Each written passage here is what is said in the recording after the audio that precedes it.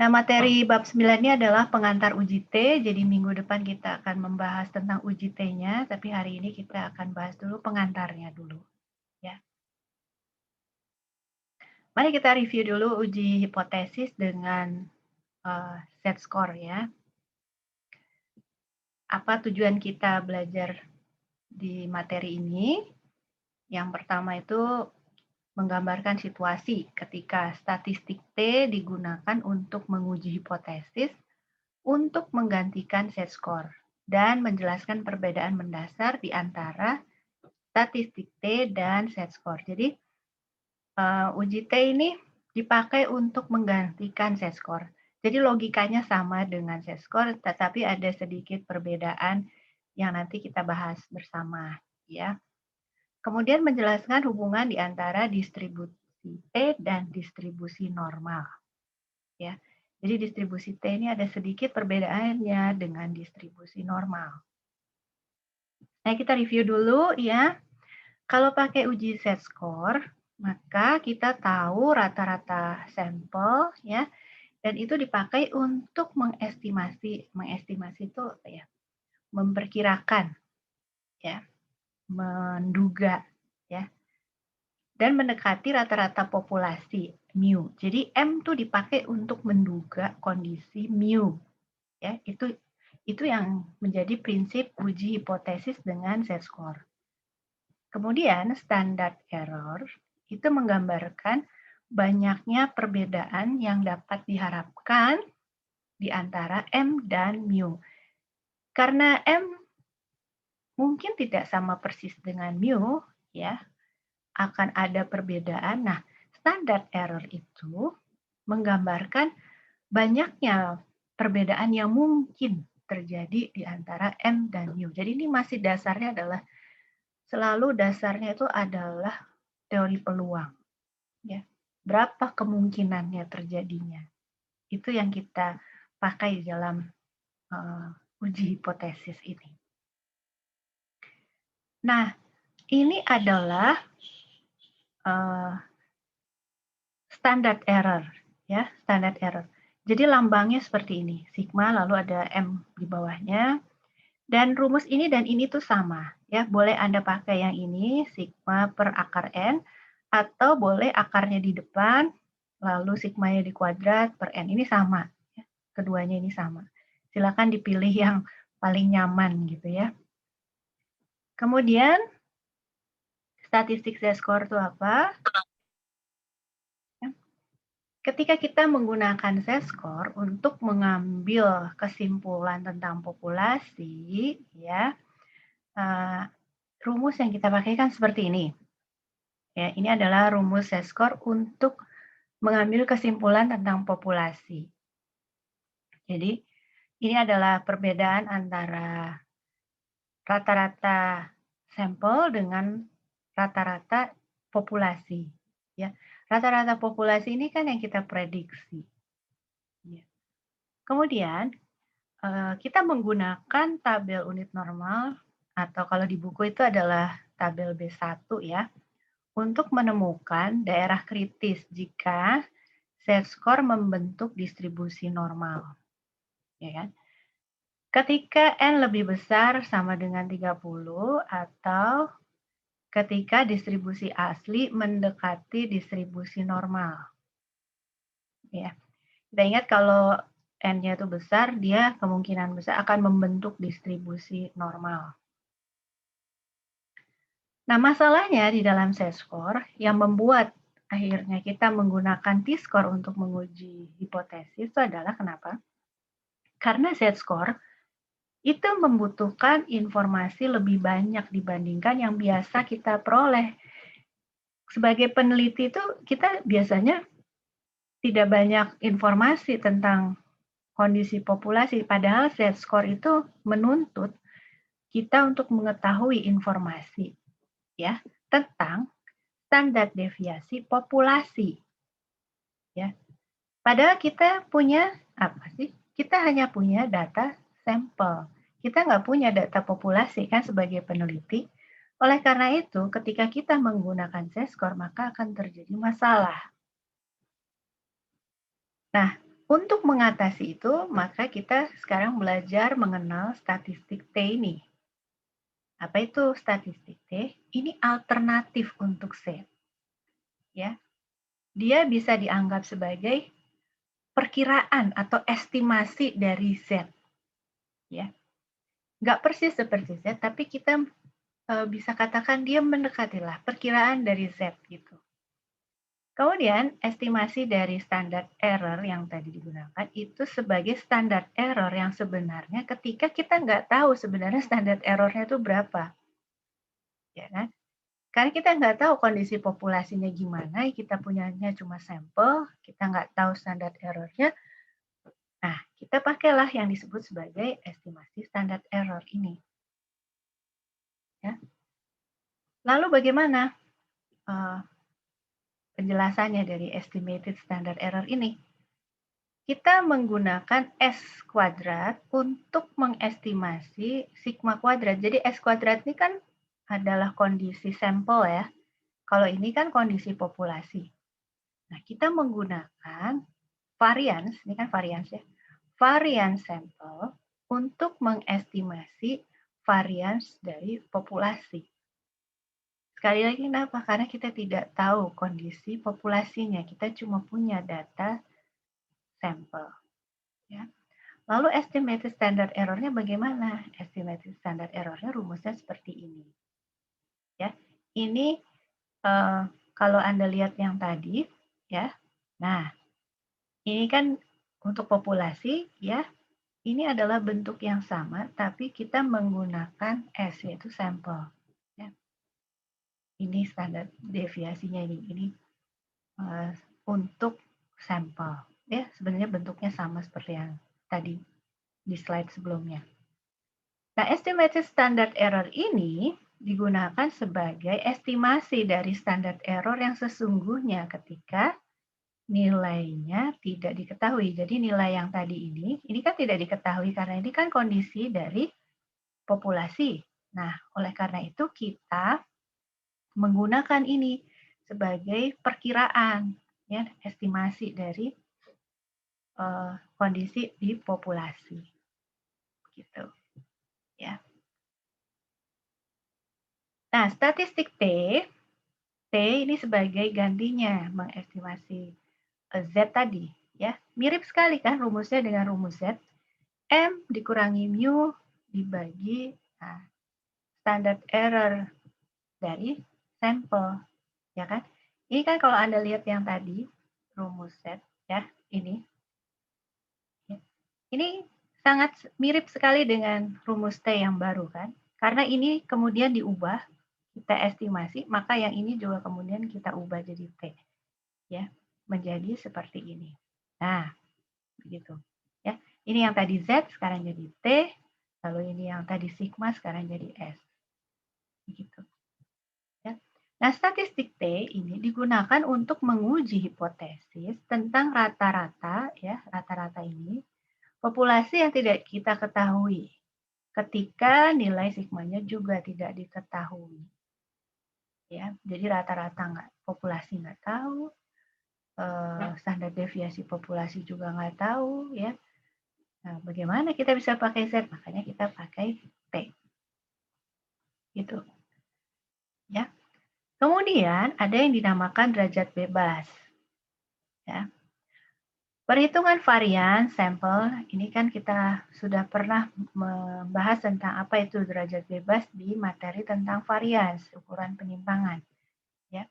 Perhitungan varian sampel itu kan mensyaratkan perhitungan rata-rata sampel terlebih dahulu, ya kan? Dan kemudian hanya skor N-1 dalam sampel yang independen. Makanya peneliti menyebut N-1 itu sebagai derajat bebas. Ya, bahasa kerennya itu degrees of freedom. Bahasa yang lebih keren lagi adalah derajat bebas. Ya. Kenapa kita pakai derajat bebas? Ya karena ini bahasa Indonesia kita bisa tulis DB. Tapi kalau Anda baca di buku, maka singkatannya adalah DF. Ya. Nah, degree of freedom ini atau derajat bebas, DB ini itu adalah N-1. Jadi kalau sampelnya ada 10, maka DB-nya adalah 9. Sekarang bagaimana gambar distribusinya? Mirip sekali seperti distribusi normal, ya, Z dalam distribusi Z normal. Hanya saja ada perbedaan ya. Kalau kita lihat yang garis seperti ini, yang paling atasnya adalah gambar distribusi normal, ya. Dia biasanya lebih tinggi titik puncaknya, lalu di bawahnya ini dia lebih jaraknya lebih kecil, ya. Lalu di sini dia lebih apa ya, lebih kurus gitu ya. Sementara kalau distribusi T, kalau kita lihat DF-nya 20, jadi tergantung DF-nya. Distribusi T itu selalu tergantung DF-nya. Kalau DF-nya 20, ya, dia ada sedikit di bawah dari distribusi normal ya, dan jaraknya ke atasnya itu tuh lebih besar. Kalau DF-nya 5, kalau DF-nya 5 tuh berarti N-nya berapa? 6. Ya, kan DF itu kan N-1 kan, jadi kalau DF-nya 5 berarti N-nya 6. Itu ternyata dia lebih rendah lagi titik puncaknya, terus kemudian ke sampingnya dia juga lebih jauh nih jaraknya dari garis 0. Ya. Artinya apa? Secara umum distribusi T ini dia tuh lebih apa ya, lebih datar gitu dibandingkan distribusi normal. Kalau distribusi T itu tidak terlalu apa ya, tidak terlalu tinggi gitu ya, dan dia lebih melebar. Jarak ini juga lebih jauh ya. Dia lebih melebar, lebih gemuk gitu ya kalau dibandingkan distribusi T. Nah, distribusi T itu tidak hanya satu, dia tergantung dari DF-nya. Nah, jadi kita katakan dia sebuah keluarga, satu keluarga distribusi karena bukan satu aja distribusi, tapi dia satu keluarga gitu. Kayak ini tadi kan, tergantung DF-nya ya, ada DF-nya 5 kayak gini distribusinya, DF-nya 20 kayak gini. Jadi ini banyak, bukan cuma satu distribusinya. Maka disebut sebagai satu keluarga distribusi dengan satu lah untuk setiap nilai derajat bebas. Jadi dengan satu distribusi gitu ya untuk setiap nilai derajat bebas. Itu kalau derajat bebasnya 5, distribusinya seperti ini, 20 gini, nanti yang lain lagi gitu ya. Satu distribusi untuk satu derajat bebas. Kemudian bentuknya mendekati bentuk distribusi normal. Mendekati ya, tidak sama persis. Kenapa tadi? Karena sudah lihat di gambar tadi, kesimpulannya apa? Dia lebih datar, terus lebih melebar, dan lebih banyak variabilitasnya. Ya, variabilitas feather tails itu yang ini. Ya, lebih gemuk nih. Gitu. Ya, jarak dari titik nolnya ini lebih jauh, lebih gemuk dibandingkan distribusi normal.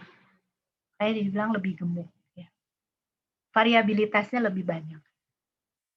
Nah, untuk menguji uji T ini, kita gunakan tabel nilai T, bukan lagi tabel unit normal B1 yang biasa kita pakai ya sebelumnya. Sekarang kita pakainya tabel nilai T. Nah, ini adalah contoh untuk distribusi T ketika DF-nya sama dengan 3. Ya. Kurang lebih sama ya seperti distribusi normal ya, hanya dia di sini lebih gemuk ya. Ini juga. Ya. Sama prinsip penggunaannya seperti distribusi Z. Ya. Kalau daerah ini 5%, ya, maka titik T-nya adalah 2,353 dan minus 2,353. Tuh, ya. Mirip sekali seperti Z ya, prinsipnya sama.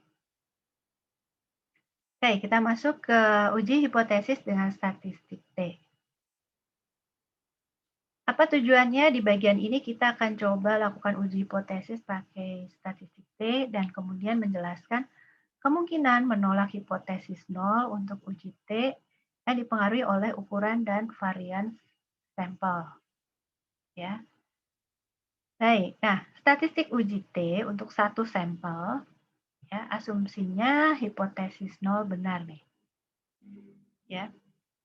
Kalau hipotesis nol benar, maka T-nya sama dengan nol. Itu berarti hipotesisnya nolnya kan kita terima. Karena kalau T sama dengan nol, itu berarti T-nya ada di tengah sini. Sama prinsipnya seperti uji Z. Kalau dia ada di sini, maka ini kan daerah penerimaan H0, ya kan? Daerah penerimaan H1 kan ada di sini. Ya. Itu kan prinsip uji Z. Nah, sama seperti itu. Jadi ini kalau kita ambil asumsi hipotesis nol benar, ya, T ini sama dengan sampel mean dikurangi populasi, ya, rata-rata populasi dibagi estimated standard error. Ini harus sama dengan nol. Berarti kalau begitu, kalau ini sama dengan nol, berarti M sama dengan mu, supaya ini sama dengan nol.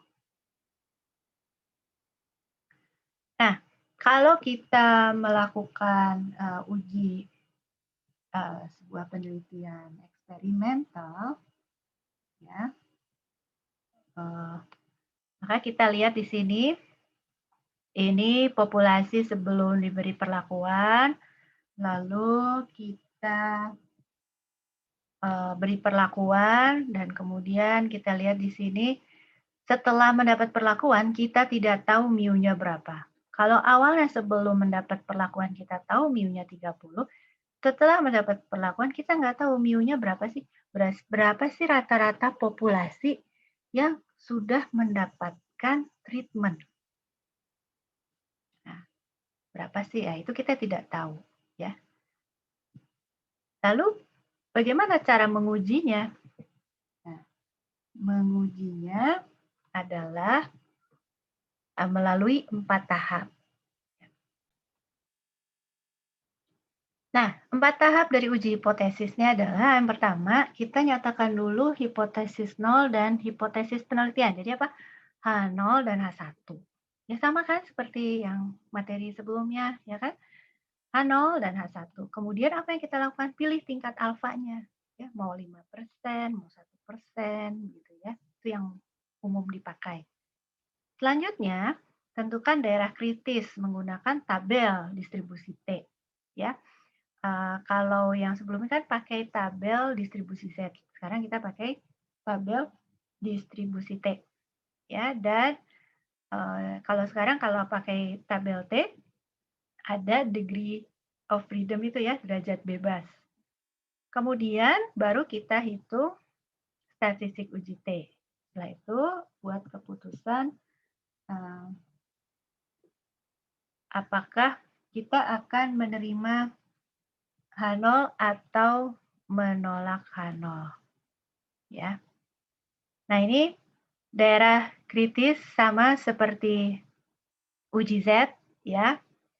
Ini adalah daerah penolakan H0 dan ini adalah daerah gagal menolak H0 ya, istilahnya fail to reject.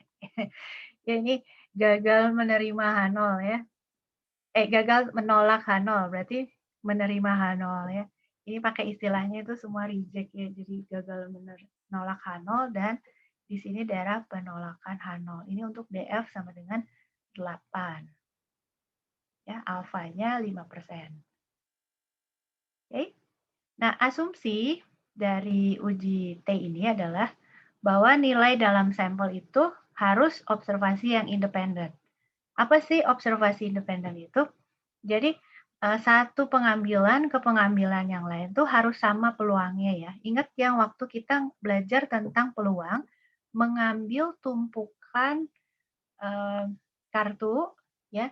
Ketika kita ambil satu keluar unscripting, maka tumpukan kartu tidak lagi sama. Sekarang tumpukannya jadi berkurang, jadi 51. Sehingga kalau langsung kita ambil, maka peluang yang kita ambil itu tidak lagi 1/52, tapi berkurang menjadi 1/51. Ya kan? Oleh karena itu harus ada replacement dulu, dikembalikan dulu supaya waktu kita ambil yang baru lagi, peluangnya sama, 1/52. Nah, Populasi yang dijadikan sampel tuh harus normal. Dengan sampel yang besar, asumsi ini dapat dilanggar tanpa mempengaruhi validitas dari uji hipotesis. Kenapa? Karena asumsinya kalau sampel yang besar, dia kemungkinan besar berdistribusi normal. Ya, oke. Ini kita coba saja sebentar. Ya, ini sudah mendekati slide terakhir. Ketika N kecil kurang dari 30, maka distribusi T seperti apa? Yang pertama, hampir identik dengan bentuk distribusi normal, lebih mendatar dan lebih melebar dibandingkan distribusi normal, lebih tinggi dan sempit dibandingkan distribusi normal, atau tidak dapat ditentukan, membuat uji hipotesis tidak mungkin dilakukan. Yang mana? Masih ingat nggak tadi kita bahas ini? Yang mana?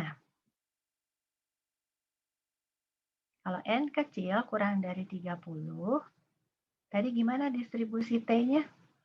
Yang ada 3 gambar tadi.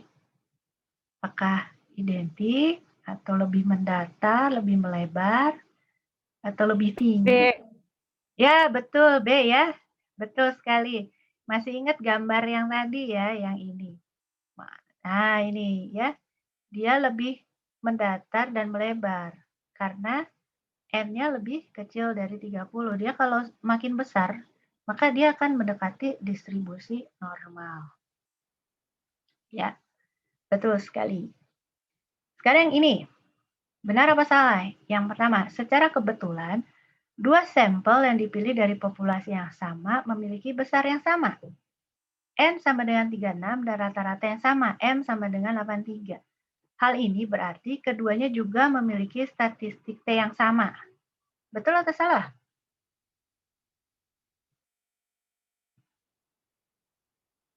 Betul apa salah nih? Yang kedua, dibandingkan dengan Z-score, uji hipotesis dengan statistik T membutuhkan informasi yang lebih sedikit tentang populasi. Benar apa salah? Bagaimana? Ini atas dan bawah nih.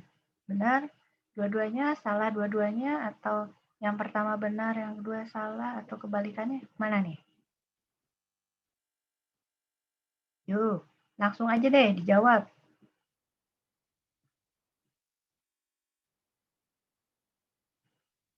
Siapa mau coba?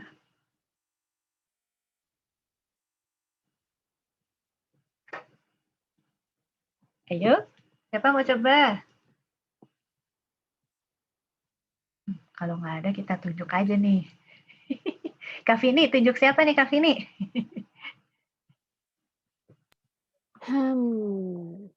Siapa ya? Siapa Kak? Kayoman este luhur P. Oke, silakan dijawab permintaan dari Kak Vini.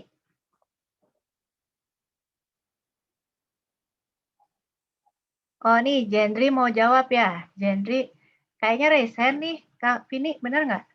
Iya, raise Kathy, hand. Kathy, coba jawab Kathy.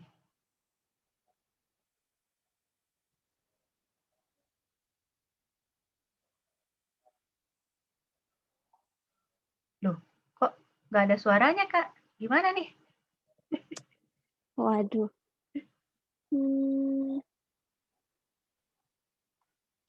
Siapa ya? Lagi Kak. Aneta Ferderica Juniasi. Oke, silakan Aneta. Yang pertama gimana? Bener nggak? Yang pertama aja dulu deh. Salah, Bu. Yang pertama salah ya. Oke, sip. Thank you. Kak Vini, yang buat yang kedua nih, enaknya siapa nih?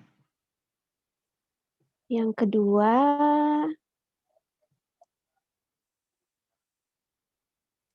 siapa ya?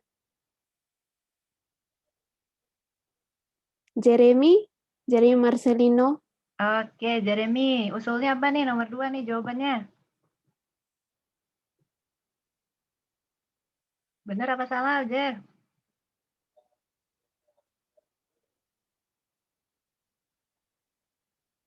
Jeremy. Wah, gimana nih Kak Vini? Jeremy nggak bunyi nih. Alvin Kurniawan. Alvin, yuk Vin, coba yuk. Alvin biasanya ngetik nih. Vin? Belum ada CT, Bu.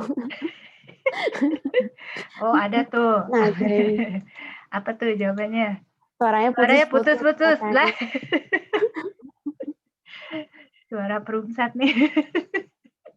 Kan lancar loh, Bu. Ini Jeremy, soal nomor 2, Jer.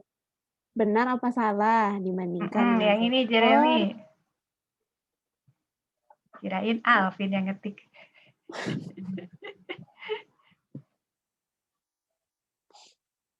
Gimana Jeremy? Kedengeran nggak?